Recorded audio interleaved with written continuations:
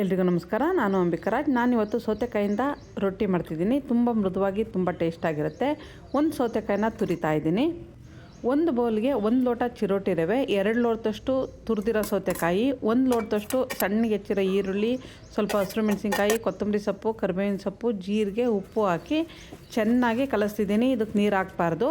ಇದನ್ನು ಕಲಸಿದ ಮೇಲೆ ಅರ್ಧ ಗಂಟೆ ನೆನೆಲಿಕ್ಕೆ ಬಿಟ್ಟು ಆಮೇಲೆ ಒಂದು ಬಾಳೆ ಎಲೆಗೆ ಸ್ವಲ್ಪ ಎಣ್ಣೆ ಸವರ್ಕೊಂಡು ಇದನ್ನು ಉಂಡೆ ಮಾಡ್ಕೊಂಡು ನಿಧಾನವಾಗಿ ತಟ್ಟಬೇಕು. ಬಾಳೆ ಎಲೆ ಇಲ್ಲ ಅಂದರೆ ಬಟರ್ ಪೇಪರ್ನ ಯೂಸ್ ಮಾಡ್ಬೋದು.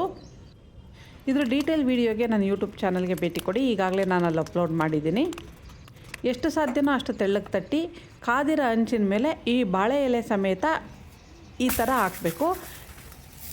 ರೊಟ್ಟಿ ಹಂಚಿಗೆ ಅಂಟ್ಕೊಂಡ ಮೇಲೆ ನಿಧಾನವಾಗಿ ಬಾಳೆ ಎಲೆನ ಬಿಡಿಸ್ಕೋಬೇಕು. ಬಾಳೆ ಎಲೆ ತೆಗೆದ ಮೇಲೆ ಎಣ್ಣೆ ಹಾಕಿ ಮುಚ್ಚಿಟ್ಟು ಬೇಯಿಸಬೇಕು. ಎರಡೂ ಕಡೆನೂ ಹದವಾಗಿ ಬೆಂದ ಮೇಲೆ ತುಪ್ಪ, ಕಾಯಿ ಚಟ್ನಿ ಜೊತೆ ತಿನ್ನಲಿಕ್ಕೆ ಚೆನ್ನಾಗಿರುತ್ತೆ. ಟ್ರೈ ಮಾಡಿ ನೋಡಿ. ನಮಸ್ತೆ.